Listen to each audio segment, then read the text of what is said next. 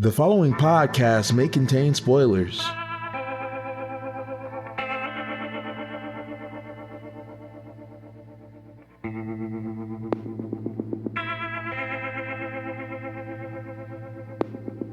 Hey everybody, we're back. Sorry if it's been a while. It's been a while. No, it has. It has been a while. Yeah, it's been a while. We're doing our best, but our schedules are weird and don't coincide. So we're having some issues recording and getting stuff edited on time, or at least in the schedule we'd like. But we're YouTube creators, right? Except on the podcast. All right. Basically, having a job sucks, and yeah. So yeah, no, we're doing our best, and we will release content as regularly as we can, but I won't probably say weekly from this point forward. But we are back again now, Semi-annually, sometimes. when we can. My name is Jonathan Kenny. This is the Treading the Path of Heaven podcast. I'm joined by my co-hosts. I'm Bill. I'm Richard. I'm a co-host, always. I've always been a co-host. This is the second episode you've Nope, been a co-host. always. I mean, is he a perennial guest now? But Nope. A host in spirit? Definitely not a perennial guest. Definitely a co-host. Definitely always been a co-host. We've always been at war with East Asia. Don't worry about it. What? Trade war, maybe. Oh god, so depressing. Go back to fun book stuff. Some would say not fun book stuff, but I mean, yeah, that's fair too. This week, after our long hiatus, you may. well, no, I mean, if we count release schedule. Oh, if it's release schedule, I guess this is going to be relatively close to our actual last release, which was a giant hiatus between those. So we're sorry about that. I think I also missed the Reddit post on our last one, so we just been out of contact. Sorry, guys. One of those will happen before this we'll get comes it up up. soon. Yeah. But anyway, we are talking this week about Martial God Asura, which I think was like the second or third novel I started reading. On Wuxia World, I think third. It's your third one. Yeah, I think it was the third one I read. Okay. I started it relatively early. I remember it's had two major translators as far as I'm aware. What was it? Flower or something? Yeah, Flower Bed 2, I think was the name of the first translator. He was a great translator. Or Flower Bridge 2, maybe. I don't remember exactly what. Pull it up for me. I'm pulling it up. Just continue. But essentially, and then the new translator, which is Yongwin Lee, which is a nice reference as well. Talking about Legend of the Galactic Heroes, which just had a great new first season. Go watch it. I'm so happy, but I'm also sad because I love Legend of Galactic Heroes, but I know that it ruins me for other shows.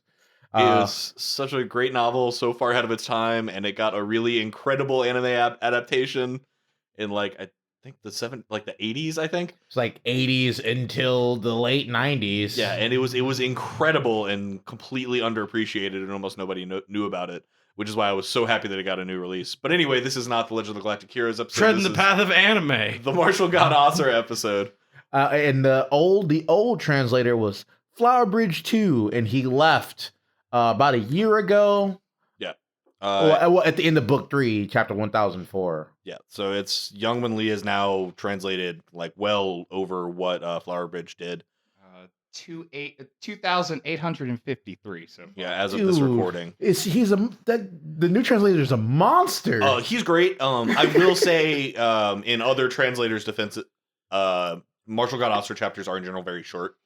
Still 1,000 chapters a year. I don't know how long. I honestly don't know the character links, but based on what the character links are in other novels that I'm familiar with, the kind of common maybe 3,000 to 4,000 characters in a chapter. My suspicion is that Martial God Asura is written more in the 1,500 to 2,000 range per chapter. I mean, that's still a lot. Not to say it's not translated, and there are so many absurd names in this book and series, and there are a lot of series that have techniques that travel with their main characters and develop and no. Chufeng is always no, I've learned the new best awesome techniques, and these will be my techniques until I find the new better techniques at the higher level. Which is nice because it's a rotating cast. He will occasionally bring one back for a moment of glory. He'll be in a new realm and fighting some weak assholes, and it'll be like, I'll use this golden bow thing that I got back in like the first book of the series. Oh man, Now I'm destroying mountains with it, but it's fine. it's callbacks to old things, man. Well, that sounds like a lot of fun. Oh, it definitely is. I will say I really like this series. It is. There are some very legitimate complaints about it. One of which I'll be getting to pretty shortly here. One in particular, but the story is a little formulaic in that it has if we're talking about a typical genre novel, there's the pre-ascension arc, then the Infernal Realm arc, and then maybe like another Infernal Realm arc or something to that effect. But the story is usually caught up in 2 or 3 major acts. Whereas Martial God Asura, I think at the point where I am in the story, he's already ascended 3-4 times maybe to different realms, and it's all been awesome. Don't get me what's before we get in, because I actually have questions for these realms. What is the novel translations? Not novel translation. The novel updates website. Novel updates summary for this place. What's it say, Bill? One night, a mysterious and unexplained phenomenon occurs in the 9 provinces. 5 years later, Chu Feng, a regular outer disciple of the Azure Dragon School, awakens one of the mysterious 9 lightning beasts and discovers an egg sealed inside him. From here, we follow Chu Feng as he crosses the continent, beating up strongest senior brothers, raiding tombs, destroying sects, and of course, as he conquers beauties. Oh, 1 second. So there's 9 provinces. Yep. There's 9 divine animals. Lightning beasts. Lightning beasts, yeah. 9 lightning beasts. For the Azure Dragon sect, he's pregnant? No, there's just an egg that has been sealed inside of him. Yeah. No. It's not an egg not like fertilized egg. Think like Yoshi egg. Oh, okay. Like trapped in his inner space. Is it part of his Dantian? No, but that's a close enough representation for what this is. It's specifically in his world spirit space.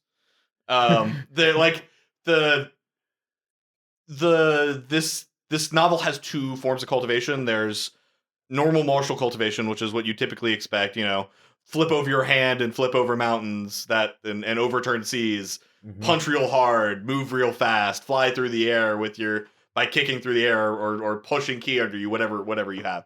But then there's also world spirit powers, which are somewhere a mix somewhere between spiritual power and psychic power, and specifically formations.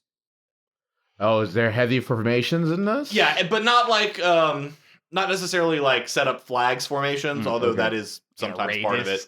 But more I don't know. You when you see a mystic inscription show up that has takes physical form in a show like this or a cultivation thing like this, imagine something like that. So they wave their hand, 5 characters appear, fly out to different positions, and then set up a pentagram. Yeah.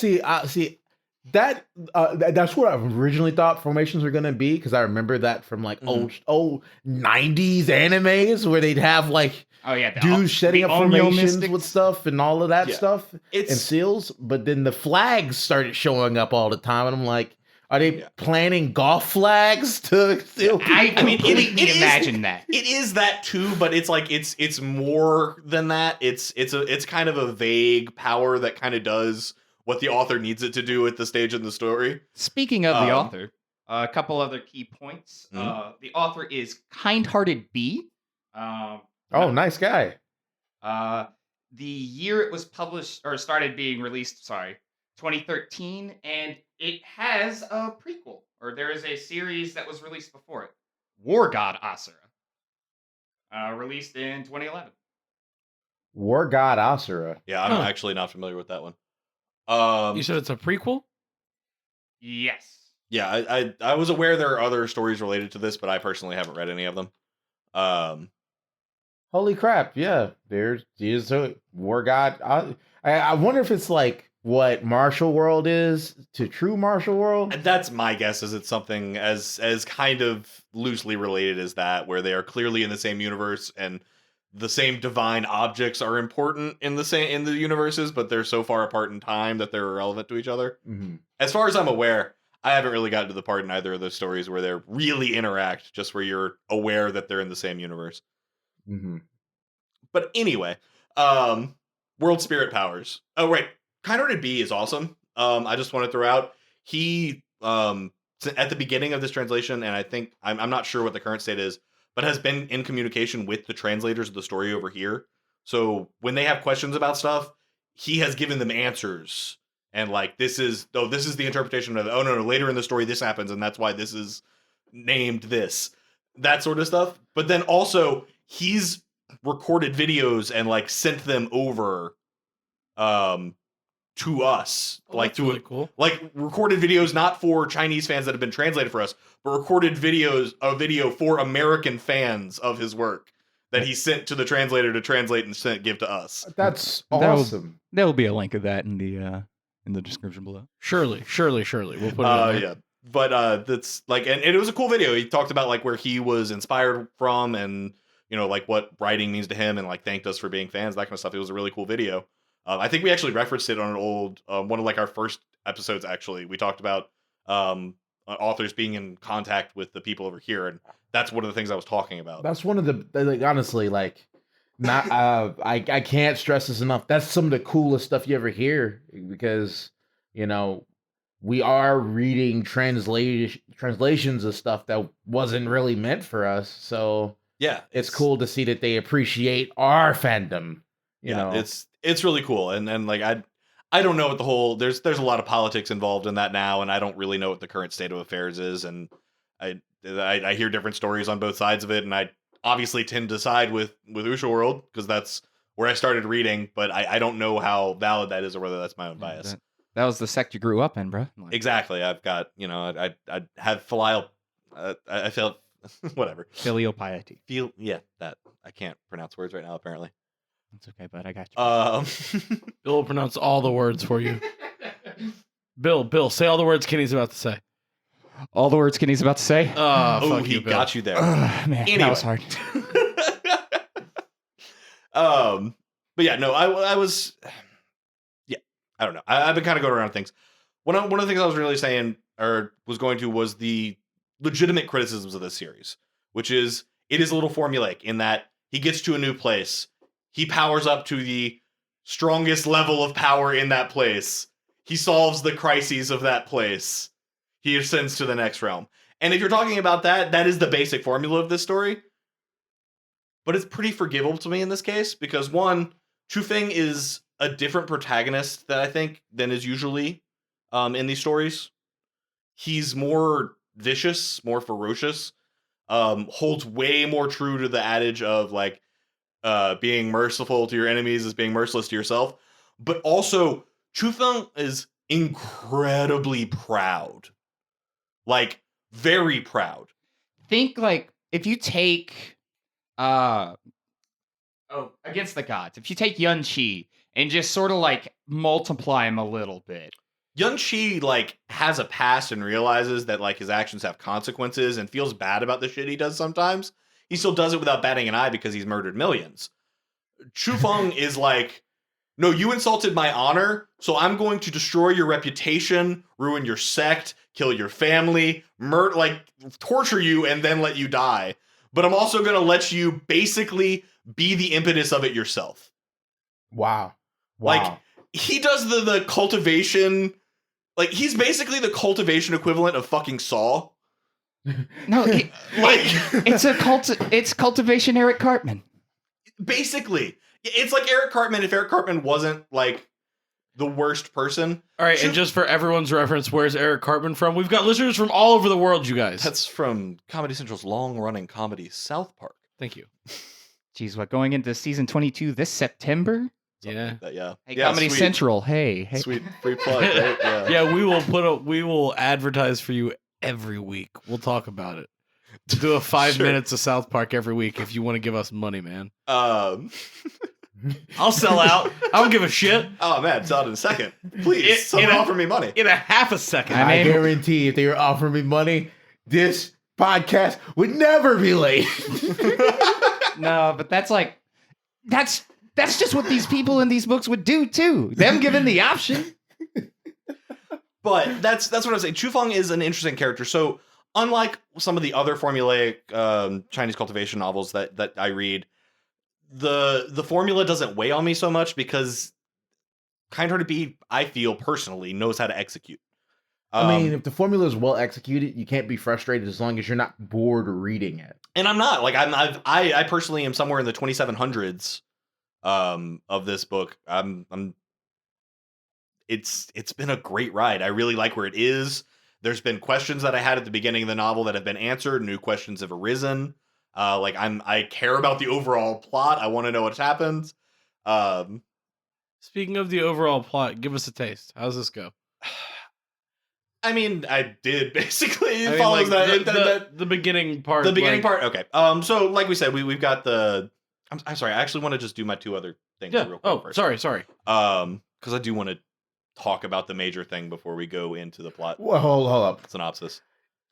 Oh, let me chime in here, okay? Let me chime in here because I have not read Martial God Asura for a couple of reasons. Two reasons. One, I haven't got around to it.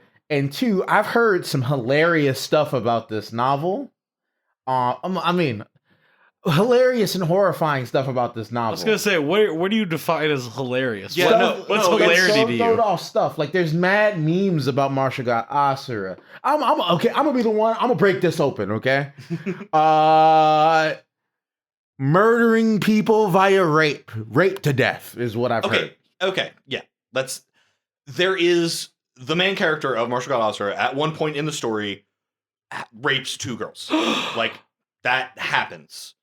And to death? No, actually, like they die because of it, but he does not rape them to death. All right. He rapes them, and then his brother, like one of their brothers and the other one's like, and the fiance, he rapes this guy's sister and his fiance. Sounds to me like you're trying really hard to justify how they didn't get raped to death when they really got raped to death. Well, I mean, he didn't fuck him with his penis until they died. All right. Like, all right. He had sex with them and he's like, haha. And then their brother / fiance comes in and is like, what? You're not pure? And murders them. Whoa. That's even worse. Okay, well, that's not as much his fault. Like, and that's what I'm saying. Like, the murder part should definitely not be on his part for that part. Okay. Yeah. No, he's still guilty of the rape, it sounds like. It's still awful, though.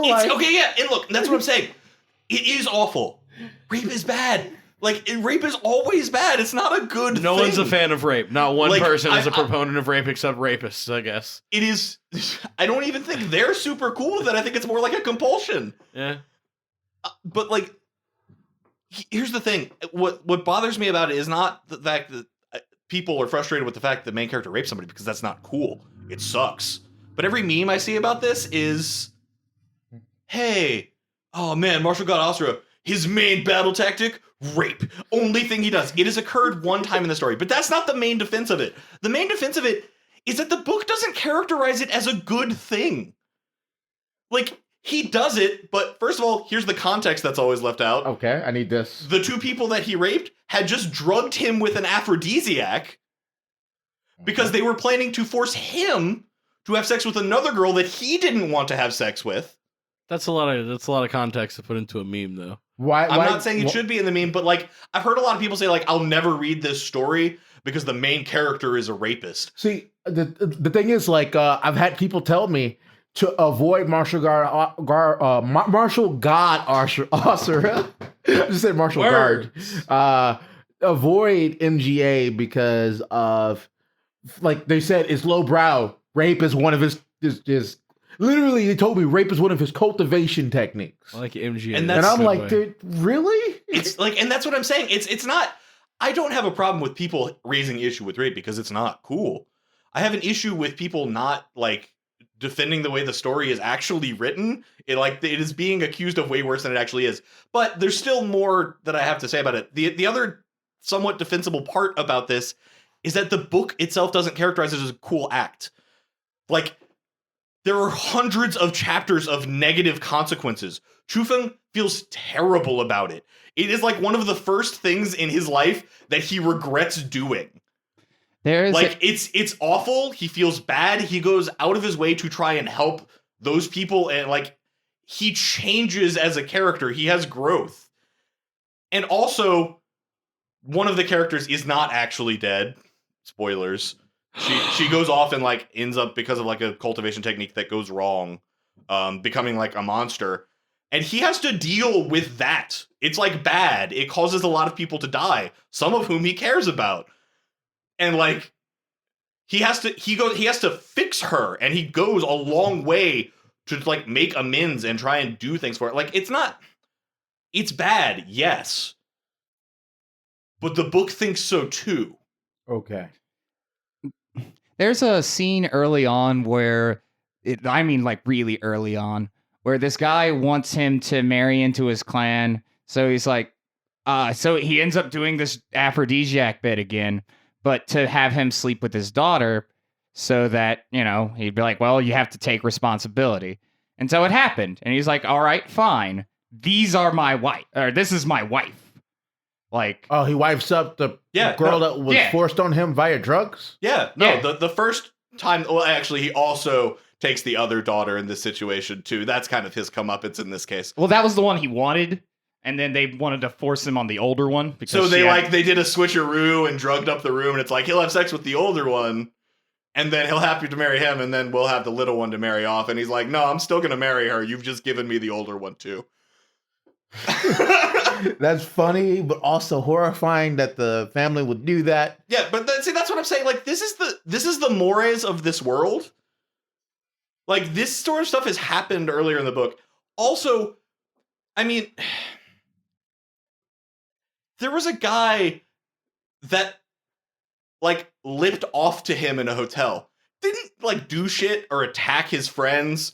He just came up and was uppity. And Shufeng was like, nah, none of that. Kills his entire entourage, steals all their shit, like not like kills, like brutally dismembers, because that's who Shufeng does stuff. At this point in the series, he has lightning powers, so he just like chars a few of them. Like his just oppressive might splatters Minnie into pools of blood. This is the level of things that occur in this novel. Metal as fuck for just someone shading you for a second. Oh, no. That was what he did to the people surrounding the guy. What he did to the guy was, remember World Spirit Formations? Yeah. So he sets up World Spirit Formation, and this particular formation takes all of the septic waste of the hotel and the town, collects it into the formation, and then he puts the guy in there. And he's like, hey, this formation lets you breathe shit. And also sustain yourself on it.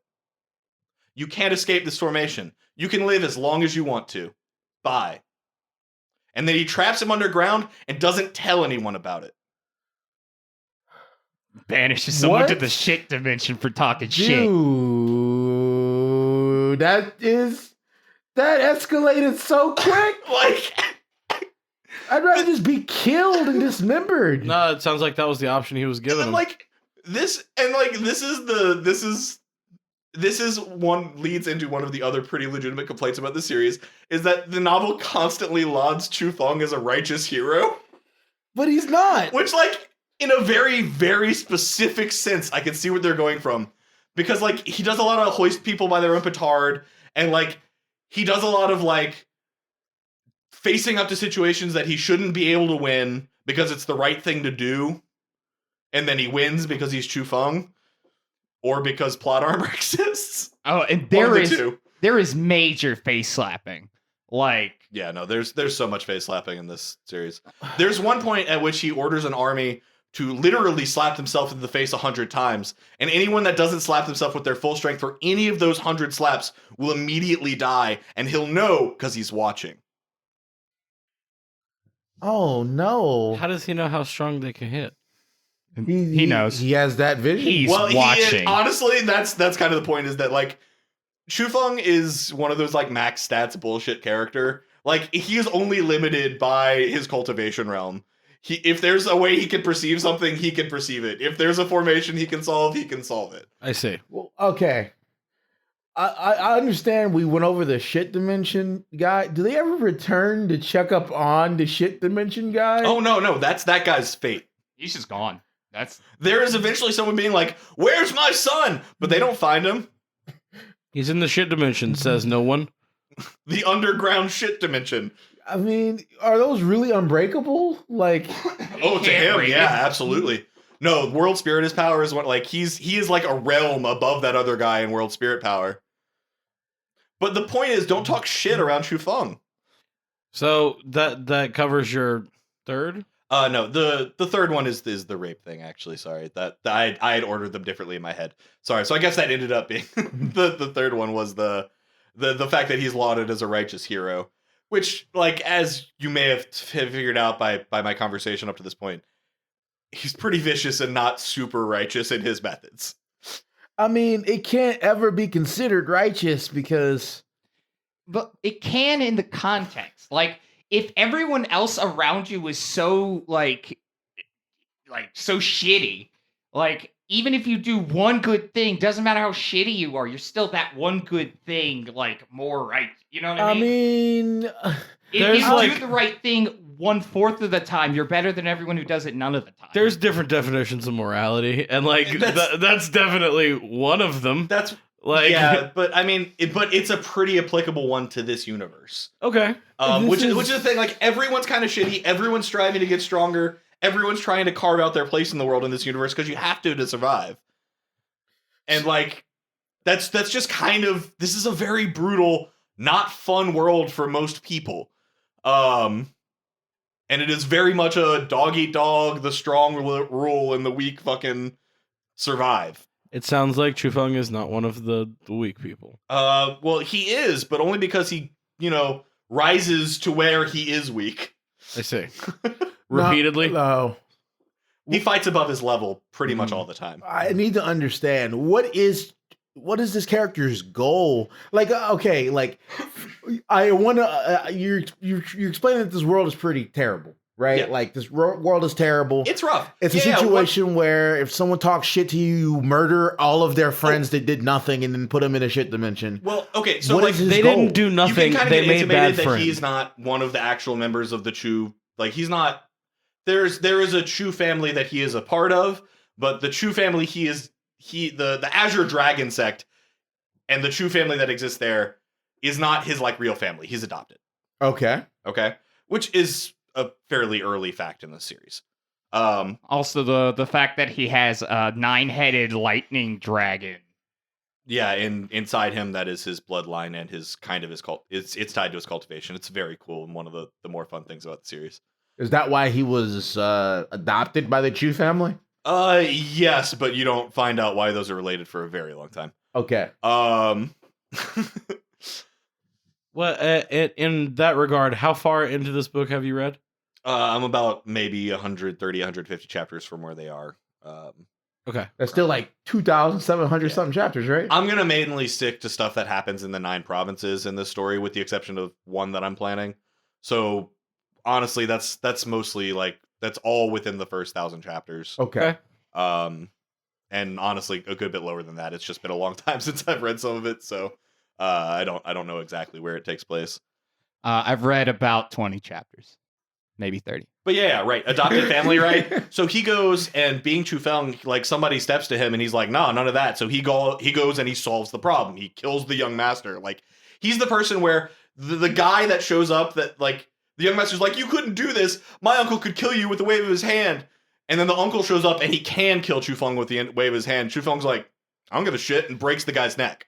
Like, that has occurred so many times in this series. Oh, yeah, no. He doesn't hold hostages. He holds corpses. And at the beginning of the series, usually that got solved by, like, plot armor. Like, some mysterious stranger would show up and solve the problem for him. But, I think that has to do with, I think the author honestly improved a lot over the course of writing this series. Like, I like what the novel does a lot more now than what it did at the very beginning. And they're very different stories, the two. But, like, Chu Feng grows as a person, and this is one of the things that does it for him. He goes and solves the problem. Those other people aren't cool with it. He doesn't, like, cut out the root. He leaves, like, he just goes and, like, does the thing, comes back, and is, like, living his life and goes off and has his own adventures. Comes back and finds out the vast majority of his adopted family has been murdered. Their family home has been completely desecrated. Good way to piss off an MC. Oh yeah, absolutely. I mean, I don't blame him. Chu Feng went and did some stuff to a whole like a family. Yeah, they gonna get revenge. You didn't finish the job, so your family gotta die now. And he learns. Like that's the like brutal shit happens to him at the beginning of this story, and he's like, no, fuck this. Like not again. Not if I can stop it. I will say, Richard, you did call it earlier. This is one of the most heavy metal MCs. Oh yeah, like, God no. So like that's two things got me into the series. One was my friend describing just how metal this guy was. Like it's in some ways vengeance porn. But then the other thing that got me into it was the translator release from Flower Bridge 2. In particular, one thing he did over a December, he did a 31 Days of Christmas, where he did one chapter, one bonus chapter released on the first day, then did like 2 chapters on the second day, then 3 chapters on the third day, and like kept that up through all 31 days of the season, and then released like an additional 60 chapters on the last day. That guy is also a monster. Yeah, Jesus and he would occasionally just do what he would call like a tsunami, where he would just release like 60 to 100 chapters at a time. And like it would be incredible because it would be unannounced, it would just happen, and it would be the best. Yeah. Man, that's horrifying that he called them tsunamis though. Yeah. I suppose. They're destructive. They'll fuck up your life because you still have to sit and read 100 chapters. Yeah, I didn't really talk. They also dug up all that clan's ancestors and threw all of their bones and the bones of the corpses into a pile of shit. A big, like, steamy shit vat. His family's ancestors? Like the adoptive family. Yeah. They threw all their... They desecrated the ancestors? Yeah, and then was like, this is what you get, Chu Feng. Like... Oh, like shit. This is usually what drives the plot forward in Martial God Asura. Literally, Chu Feng's pride or his determination to stick up for a friend of his is usually what is driving the plot forward, and the trouble that entails. It's normally a jump from one set of that to the next, but he does a pretty good job of matching like tournaments and secret trials and open things that are open to people of a certain cultivation, and like him doing one-upmanship. It's just a good time. I was saying he's like very like vicious, very like he is very much a hoist people by his own petard, and I think one of my favorite stories about that takes place kind of later, in one of the later arcs. But there is essentially a big gathering where all the young heroes of this particular realm are invited to come and participate in this. They have to be under a certain age and above a certain cultivation rank. So there is a large favorite to win because he's, I think, won like the past like 2 or 3 or some shit like that. Chu Feng's the dark horse? Chu Feng's not a dark horse because no one knows he's entering, but he's always a dark horse. He's not a dark horse to us because we know he's gonna win. But essentially, this guy, because he's arrogant, like people generally have a good call to be arrogant in this story. Like the idea is, and I think the underlying theme of all cultivation novels is that every person that you encounter in this story thinks that they're the MC of the cultivation novel. But they're not, though. Chu Feng is. So they're gonna die. So this guy gives Chu Feng lip, and he's like, oh, okay, cool, that's fine. Or actually, no, I'm sorry. He doesn't give Chu Feng lip. If I remember this correctly, he's super polite to him. But Chu Feng's like, nah, I know this type of person. I'm calling his bullshit. I'm gonna give him a chance to fail. So he like says some stuff like, he's like, shows him the proper amount of respect, but does it in like a slightly cheeky way. Where the guy's like, oh, you're not giving me any face. I'm going to show you, but I'm going to do it in the tournament where no one can see me. So he goes to ambush him in the tournament, brings all his lackeys with him and all that shit. Chu Feng immediately beats the shit out of him. Like no even chance, like punch him in the stomach and he falls unconscious, beat the shit out of him. So he does this, throws him in a sack, ties him up, throws him in one of his bags, and just like does the tournament. Goes and finds the victory flag, like not the one that normally gets first place, but the super secret awesome one that not only like that barely anyone ever finds and is like worthy of the top prize and all this kind of shit, because that's what Chu Feng does. Of course. He gets taught or very early on, a technique called Heaven's Eyes, which is like a bullshit broken perception technique. Wait, that comes from the Asura realm. Time out. He has eyes that lets him see your legacies, the best path, the best winning, all of it. I mean, not. It's not like this is he doesn't follow Heaven's Eyes. It's more like it allows him to see like hidden formations and to understand how things link up together and like to have true perception on to stuff. See the best shit. It's think of it more like True Sight from D&D. Oh, okay. Yeah, all right. With a little bit of what you're saying, man. You're not entirely wrong. It's just not to the degree you're thinking. Okay. I was be like, that's like bullshit. Yes, dousing eyes. It is, but it's taught to him by one of his world spiritists are also kind of like summoners. They have like world spirit pets. There's 7 different realms. Anyone who is able to summon, like there's one of the realms, the Asura realm, is unequivocally the strongest realm. No one could contest it, but they're also super proud, and no one is able to force them to actually become world spirit. Of course, you can't bond them since they're so. Yeah. Why would they listen to you? But of course, Chu Feng can do it. But right? for reasons, Chu Feng has one, which is actually one of the reasons why Asura is such a big thing for him, and he sometimes takes the title because of that. But his pet from that, or not pet, but his contract from the Asura realm teaches him this technique, and that's why he has such a broken technique. Regardless, this technique lets him no-sell this particular test because he's like, it's in that boulder. And like he just goes and gets it while everyone else is like struggling and being like, oh, I've got to do this incredibly intense like spirit formation to determine if this is even a correct boulder and then unlock it. And he's like, nah, hole's right there. I'm really good at spirit formations. Unlocked. All right, cool. So then he finds the flag and he's like, all right, awesome. He picks up the flag, a big, huge beam of light signaling that he's the winner shows up, and he's like, cool, I got it. He throws the flag in his bag. Then he unstrings the guy he took out of the sack, throws him up, conceals himself with a formation, and then kind of like gives him the spiritual equivalent of a slap in the face to wake him up. Uh-huh. So the guy wakes up, people start showing up, and they're like, oh my god, you won, as expected, incredible! And Chu Feng's just sitting there waiting. He's like, do it, you fuck, do it. And he's like, yes, I won. I did it. I took this. He just Mr. Satan the whole thing. Of course, I defeated Cell. I did it. And if I have to tell you, that's from Dragon Ball Z. You might have to. I don't know. No, you shouldn't be. You should be listening to this if they have to tell you. That's don't be a gatekeeping asshole, Richard. Come on now. You don't know who Cell is. Something's wrong with you. Okay. Hey, it's okay. I'm here for you. Everybody knows who Cell is. All right. I am perfect. But so he basically lets this guy take all the glory up until they get to the end, and they go up to the podium where they're going to hand out the big rewards, and the elders who are running the whole competition are like, all right, where's the flag? And he's like, dun dun. What?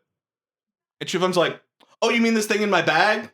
Because I won, and I found it, and I just put him in there, and he's been talking shit to all you guys, and you couldn't even tell? He's made everybody look bad. But specifically, this one guy. Oh, okay. But, like, he makes judgments on people, and, of course, they're always correct. I mean, he's able to enforce it, so yeah. Except for, like, you know, the few times where it's not. But those are people that have hidden their cultivations very deeply. To be frank. So wait, are there, like, key moments of him kicking a steel wall? Like him just being like, yeah, I got this. Face slap somebody, but you can't. His face gets slapped? Does that ever happen? Yeah, no, it does. But here's the thing. Chu Feng is never, like, he's not a person who overestimates his own abilities. He knows exactly what he is capable of. If he goes into a confrontation, it is because he is confident of his abilities to succeed in it. That being said, he also will do things that he knows he is not capable of doing. Because it's the right thing for him to do in his mind. Like, he won't be Chu Feng if he doesn't do it. Okay. So he's gotten out of death pretty luckily. Yeah, a lot of times. And there's been a lot of times where he's been in really bad situations, but he's one of those guys that's like, if he gets knocked down, he's already back up on his feet. Like, Or worse, there's no problem that's insurmountable. There's just problems that are more difficult. Mm-hmm. Or worse, he gets knocked into some lucky chance that he can now get stronger from. Oh yeah, he hoists people. So many petards. So much hoisting. Oh, the petards. Just a field of petards. This reminds me of Emperor's Domination. It's like that if the main character was not better than everyone for a reason. Well, he is better for everyone than a reason, but it's his bloodline, not his intrinsic knowledge. Okay, yeah. I mean, and that is the core of this series, is that Chufeng is better than most people for a long time until that's not the case. But it takes a long time for that to be the case. But okay, at the very beginning of the novel, it sure isn't. So I have another question. Like in Against the Gods, a lot of the scary things about Yun Chi isn't his cultivation, but like his skills. Like he's a perfect doctor, or like he knows poisons in and out, or he can disguise himself with like whatever because he's a doctor. Yeah, basically. So does Chufeng have a because he's a doctor? All right, you know how speedrunners use glitches and find like the path of least resistance to the lowest possible time? Yeah. Imagine a person who the first time they played a game took the speedrunner route, and you would have Chufeng.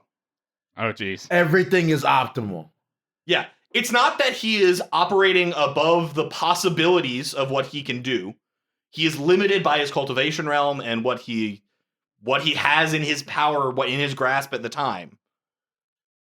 But he will perfectly utilize what he has. And he will break the surroundings if he must. To the point where, like, the plot armor thing still happens, but now in this series, when plot armor happens, it's because he figured out the person was there and manipulated the situation to make it worth it for them to be plot armor. It's not they showed up because he helped their cousin at one point or some shit. Okay, they're there in the background. He says the right words, does the right thing to make him have to be protected by this person because he has what they want. And that's what I mean when I say that B is a better author now than he was at the beginning of the series, because his plot armor still occurs, but it has justification now. Okay, see, that's what I like. I mean, I'm okay. I mean, nobody... Okay, I was about to say something wild. I was about to say nobody wants to read a novel and the main character dies, but actually, I would love that. I would love to really read a novel and the main characters keep dying and they just get replaced by another main character. I mean, so like history hasn't proven yet that somebody would want to read that. Agarest Generations of War, the light novel. Yeah. Okay. Cool. Terrible. A roguelike. Why was that game's novel? combat fun? Right. Everything else about it was so good. Never mind. No, actually, everything else about that was kind of mediocre too. Unfortunately, I wanted that game to be good. But yeah, no. Let's talk a little bit about the origin of the story, because we usually do a little bit of the origin. Chufeng starts off as a guy who is the laughingstock of the Azure Dragon School. Okay. Seems strange with everything I've said, right? That seems kind of impossible. So here's the thing. Cultivation resources seem to basically just not feed him. Other people can use like just a few, like within a year of the meager resources they get, are easily able to break through from the third realm, which he's stuck in, to the fourth realm. Or he might be the second to the third. His cultivation foundation is just deeper than other people, probably. Well, that is essentially the idea, is that the lightning dragons that live in his Dantian are incredibly hungry. And they like, the energy he is feeding them is nothing. So he needs, essentially at the beginning of the story, roughly like he needs way more energy than a normal disciple around him. And because he doesn't produce results, he's not getting any resources. Of course. But his like older adoptive sister like shares it with her, all that kind of stuff. The story really picks up around the day where he finally makes that breakthrough from the realm he's been stuck at to the realm above. And as soon as he does, it's like, you remember in Coiling Dragon where like 3s and 6 and 9 and stuff had like, or like 7 and 4 had like special things that happened. Yeah. Coiling Dragon, our first ever podcast? That was it? Tales of Demons and God. Oh no, our second ever podcast? I think. Yeah, okay. That was our first nights? It's definitely our first It nights. was our first nights that I wasn't there for. That's not how nights works. Yeah, when like the Dantian stops being a gas and condenses into a liquid. Exactly. It's one of those, it's a big deal. It's one of those qualitative-esque changes. So when that occurs, he becomes much stronger. It's like the lightning dragons in him essentially kind of wake up a little bit. And he doesn't know what that means, but he suddenly feels incredibly strong. So he goes to participate in this test that's occurring. And it's, he just destroys it. Like, he gets through to the end and he's like, oh shit, I got here too fast. That wasn't supposed to happen. But we see on on an aside, these people that are controlling the test, and they're like, hey, you changed out the animal. You closed the animal cages, right? Those level 4 animals that would kill any rank 4 cultivator easily because they're beasts and not humans, and beasts are stronger at their cultivation than humans are. Oh. No, I thought you were supposed to close the cages. Oh, fuck. So they rush over there, and what they find is a chamber filled with dismembered animals. Chu Feng ripped them apart. Murdered them. Like, they show a slight bit of the fight, and it's essentially like the animal attacks him, and it's just like, it's like attacking iron. Like, it doesn't even pierce his skin. And he just like tears them apart. It's like, what if a god beast had to have a human like progression system? So there he goes and pulls his literally his oldest trick in the book. He goes and takes the rewards and then like goes and hides in one of the tunnels. He goes and like achieves the first place. So the people that are running it know. And then he goes and like hides in a tunnel and lets other people go there into the forefront to get the glory. And then shows up as like 3rd or 4th place. It's just so other people don't know how good he is. Yeah. But essentially this starts, he was being bullied, and his family was being bullied because he was so weak and such a laughingstock. So he goes and gets revenge on them. But that, unfortunately, the person is a part of a bigger family, which then causes disruptions between him and other people. There's this like whole story, but there's a ripple effect because he's trying to get revenge for all of the years he's been face slapped in his own clan. Exactly. He rises. I'm trying to hard read this. He rises to the top, like, because Cream always rises to the top. Mm-hmm. He and then that story you told me happens probably with the whole. Okay, now you get to deal with missions outside the clan. That story I was talking about. Yeah, essentially, yeah. That happens. Like, he runs into Lucky Chances in the area. He finds the Azure Dragon School is one of the more prominent schools in the province that he's in, but his province is the weakest province of the 9 provinces. Of course. So he has to rise to the top of that, and then he has to from there rise to the top of the 9 provinces, and then he has to rise to the 9 provinces, of course, is the weakest area in the coastal area that it shares. So he has to go in and to defeat that area. Gotta rise to the top of this region. But this is the weakest region. Oh no, these were just regionals. Now you gotta go to semi-region. But it turns out these are just the strongest. This is just the strongest region. There's actually the Holy Land of Martialism. That's where the real martial people are. It was cool. Rise to the top of that. But no, that's kind of how this story progresses, and it's a fun ride. A lot of it is a little fuzzy for me now because it's been a long time since I've read the beginning of the story. But suffice to say, it's a lot of him being young and brash and dealing with the consequences, suffering the consequences, and like how he evades the consequences of his actions. But he gets world spirit power, starts developing that. He starts learning about his bloodline, starts developing that. As he like raises realms and as he goes up in cultivation, his lightning dragons like start to wake up and respond more. So like that becomes more a part of his power. Do they talk to him? Are they like talking dudes? We're lightning dragons.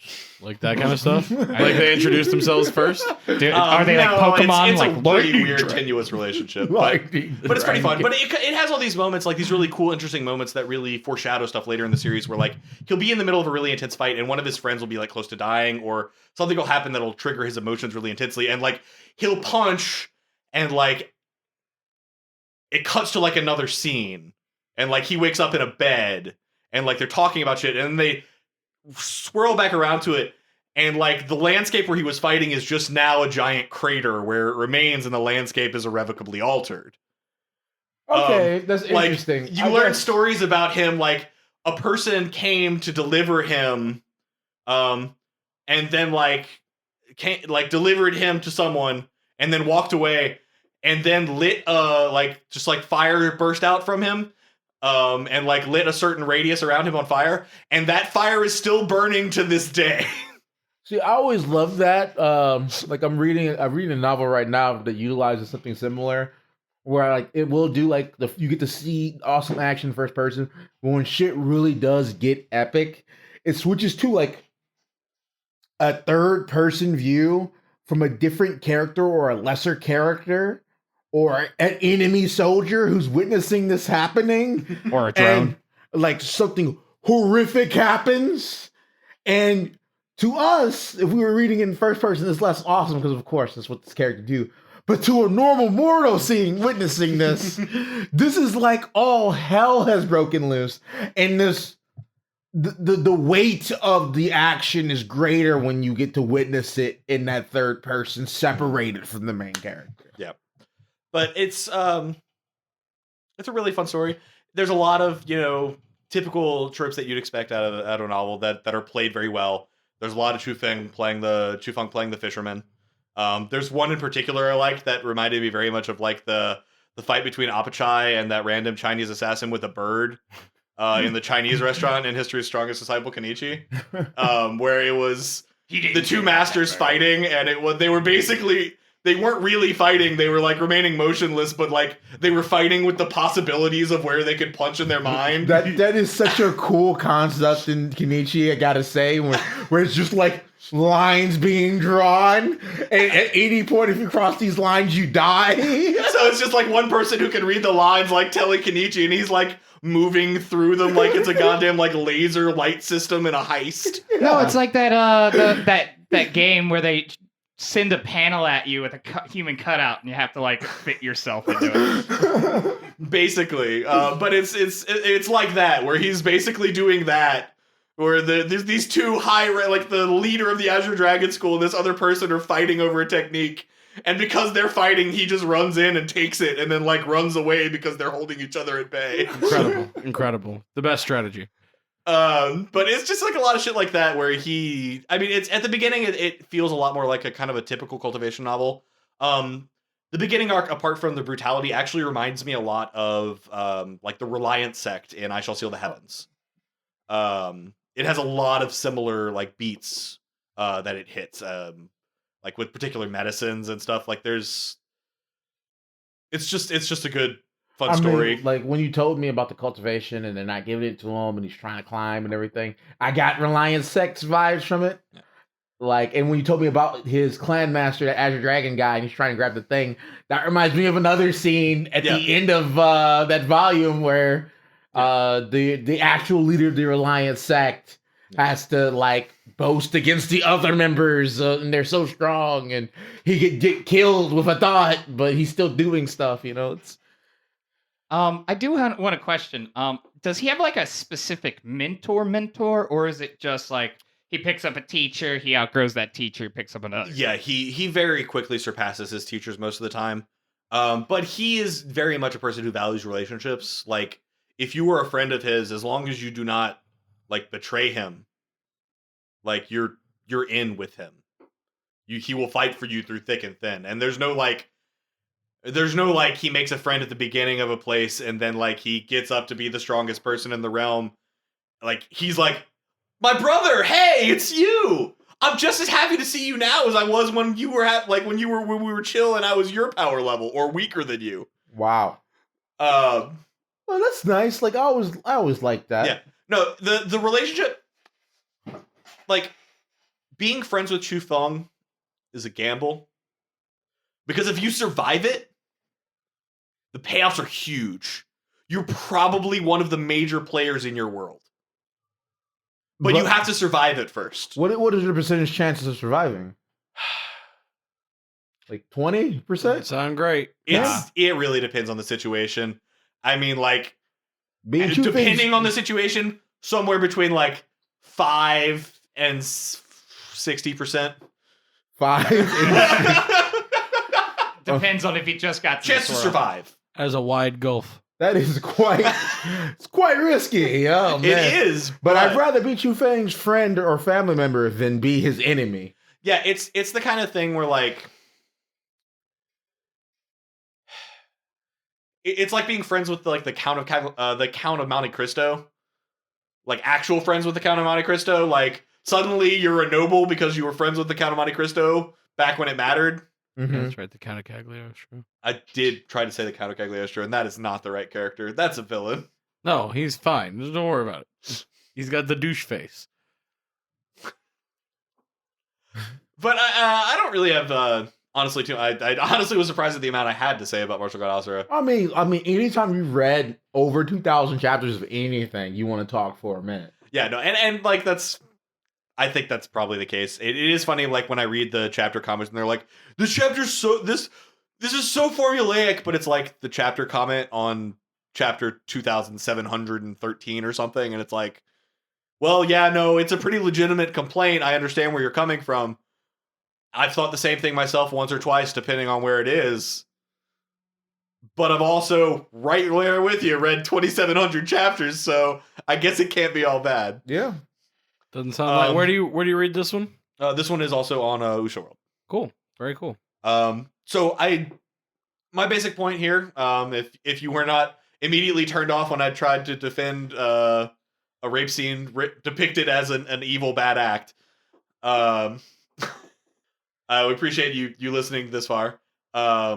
Thanks. My basic point, what I really wanted to get across with this episode is if the reason you are not reading Martial God Asura is because you read somewhere that rape is a battle tactic, maybe give it a chance.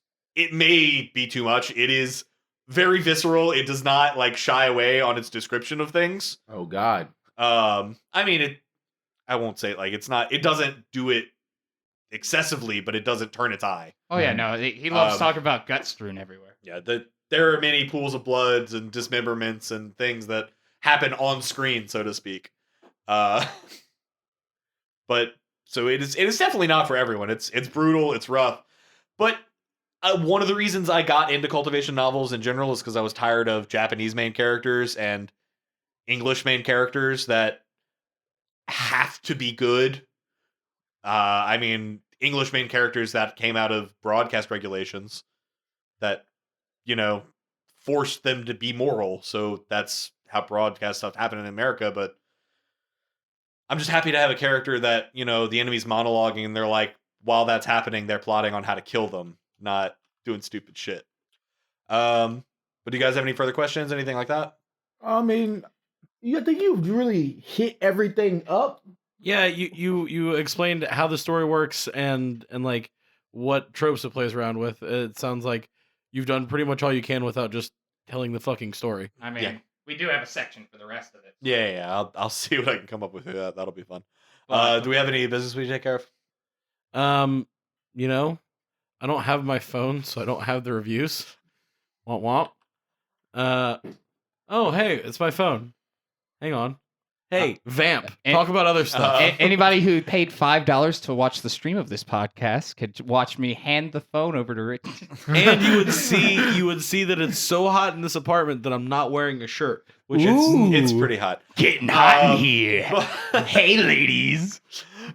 But yeah, it's you can, if you want to reach us, you can send us an email at tigerrollercoaster@gmail.com or shoot us a tweet on Twitter at tigercoaster. Yeah, that one. We do appreciate all the feedback we get. We've gotten a few emails, and we do very much appreciate you reaching out to us. We've got some people that are saying that like they don't have any friends that share in this hobby, so listening to us is kind of how they get that out of their system. And that's definitely an honor. I really appreciate you saying that about us, and that you take the time to listen. So, my advice, or at least what happened with me, just force it on someone. Just like don't let them get away. Just make them read, and then.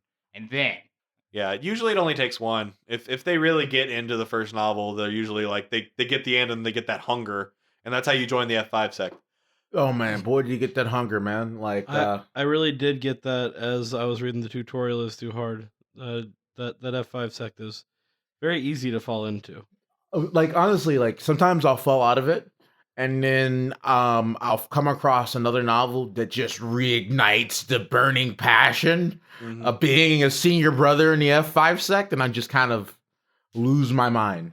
Yeah, no, it's great when you suddenly are like, yeah, I took like a month or two hiatus from reading. So I've got between like, well, okay, technically, counting Dolu Dalu, I've got between 8 and 300 chapters of my series to read. Thank you, Dolu Dalu. I love you, Dolo Dalu. Please release chapters. But yeah, no, it's God Asura is a fun read if you can stomach the violence and the brutality of it. I mean, I definitely I'll probably drop Chaotic Sword God for a bit and pick up some Martial God Asura. Chaotic Sword God is, yeah, it's kind of like he is as deadly as Junshin is, but more like visceral about it because like Junshin's doing it like as like a matter of efficiency and it's just neck stabbing. It's just like, all right, well, I gotta move on to that. They're in my way. I don't want to stop, so they need to die. They're dead. Let's move on. Whereas like with Martial God Asura, it's like, oh no, you step to me, you're all gonna die. I would not have time for this, but I'll make time for this. I was just trying to be chill, but like if that's how it's gonna be, I'll win. All right, well, you guys can stop vamping because I don't know where they fucking went. Like we changed our podcast hosting stuff up, and they all disappeared. So I don't even have a good place to look for them anymore. Okay, the only one that I can find, we've already read. Oh, but it does mention that we should read Everyone Else is a Returnee, which I have been reading, and Richard has reread all of. I finished it again. So like that seems like something that we're going to talk about here in the future. Sorry. That I don't have a review. What is our next book? Because I can do Everyone Else is a Returnee, or I can do Death Mage doesn't want a fourth time. That one does look fun. I just got one that I just got to get one out of my system that's been in there for a long time. So I'm down for suggestions. I mean, Everyone Else is a Returnee would be fun. Richard like has read all of that. It sounds like twice, and I have like gotten 100 or so chapters in. It's a fun book. Well, like you'll have had time to get a good bit more in. Yours is very good point. All right. Well, I guess that settles it. We'll go ahead and do Everybody Else's Returnee next. Whenever that happens to be, we'll get it out when we can. You'll hear it eventually, maybe. More than likely. Go ahead. Go ahead and if subscribe, like, tell a friend about us. If you're trying to introduce a friend to a novel, we try and be a relatively spoiler-free way to introduce a person to a novel. So anything we talk about isn't going to ruin your ability to enjoy reading the novel. I guarantee it. Yeah, I guarantee it. Holy shit. I'm sorry. There's I just saw the people that subscribe to our podcast also subscribe to another podcast about Zhanja and Wuxia books. The Immortal Index has started up pretty not too long ago. I know Deathblade and a couple other translators or editors have done stuff with them. I haven't personally listened to them, but it seems like they're doing some really cool stuff. I really like their art and their stuff. As I understand it, they do like first chapter readings of books that are relevant to their topic, and they talk about how stuff like relates to myths of actual immortals and stuff. Okay, I like that. And actual Chinese stuff. Yeah, it doesn't seem to be like people that actually know things about stuff and are qualified to talk about things. So props to them. I hope their podcast is great and they succeed in everything they try for. Yeah, it does look. It looks pretty interesting, and like I say, it doesn't look like they go book by book. It looks like they go like they kind of have topic by topic. Yeah. That's very interesting. That's interesting. I mean, I guess we just accidentally did a plug for another podcast in the same universe. I haven't plugged it yet. I'm gonna go check it out first. Yeah, and then I'll probably plug it after. Yeah. Well, judging solely by the fact that they're unlike their thumbnail, unlike ours, is not a shitty MS Paint that I made. Dude, yours was very good. I don't know what you're talking about. Shitty. I mean, I'm pretty proud of it for MS Paint work, but it's also MS Paint work. I guess it's time to update things. We'll give it a little shake up. All right, go shake it up. Yeah, well, maybe it'll look different when you're hearing this one. Who knows? But anyway, thanks so much for listening to us. As always, we really appreciate it, and we really hope that you enjoyed our show. Hey, this one says, finally a podcast about Chinese web novels. Fuck you, ballin' SJZ. Come listen to ours. Ours existed since last year at least. Come on, man. Yo, bro. I don't know. I guess they might have marked us off as cool. dead. I don't know. Yeah, no, it's true. We got to figure out how to advertise better. But see you guys later. Just advertise it's word of mouth. I'm Jonathan Kinney, joined by co-hosts. Bill. Richard. It was Seth. It was. All right. Bye. Peace. It's no longer? We love you.